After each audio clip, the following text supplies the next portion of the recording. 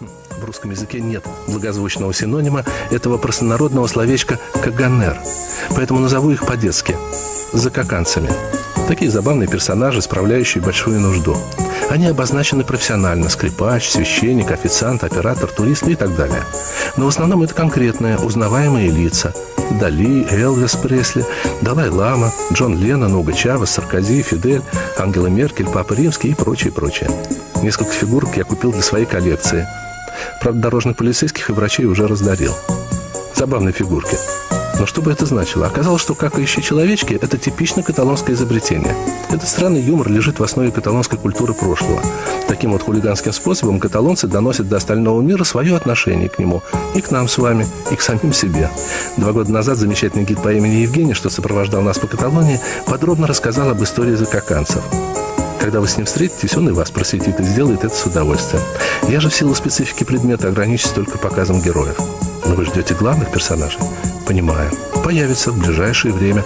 На подходе Осама бен Ладен и Муаммар Каддафи, и британский принц Уильям, и его супруга Кейт Миддлтон. Бабушку-королеву уже изваяли, но я вот ее упустил. Может быть, вам повезет. В этот раз я оказался в Барселоне на пасхальное воскресенье. 3 отличительных приметы этих праздничных дней. Первое – это всюду продают розы с хлебным колоском. 23 апреля – это день святого заступника Каталонии, Георгия. В этот день Барселона засыпана красными розами с приложенным колоском. Любящие мужчинки дарят возлюбленным эти розы, а барышни и сеньоры в ответ дарят книги, как знак любви и верности. Оттого все площади Барселоны уставлены книжными лотками. Такая вот общегородская книжная ярмарка. Как вы знаете, святой Георгий победил ненавистного дракона, что регулярно потреблял юных дев. И везде, в разных уголках Европы, непременно находился смелый юноша-рыцарь, обязательно по имени Георгий, который пронзал копьем гадину. Везде, кроме Каталонии. Местный Георгий не был солдатом, как все остальные жорики, а был поэтом и совсем не умел обращаться с оружием. Зато виртуозно писал стихи, чем и покорил нежное сердце королевской дочки, которую сердобольный папа, обливая слезами, только-только и передал дракону. Узнав об этом, поэт Георгий, тогда еще не святой, решил прибегнуть к единственному оружию, которым владел – силе слова.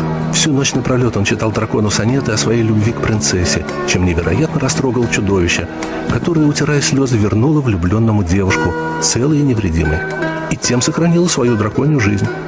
Потом оно перевоплощалось во многие личины. Сколько их было, ведь злодеев-то в нашей истории не перечесть, но барышень оно с тех пор не трогало.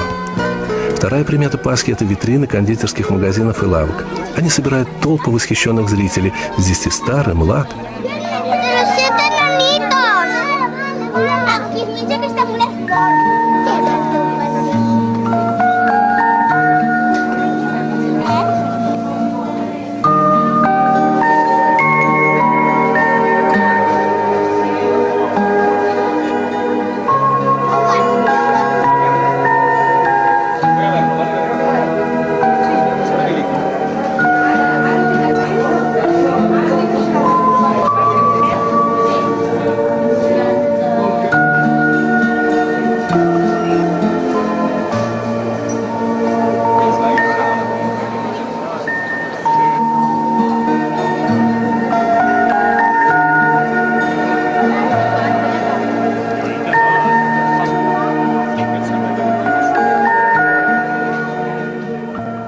Те, кто проникается замыслом кондитерских мастеров или испытывают недетское давление своих отпрысков, заходят внутрь и покупают.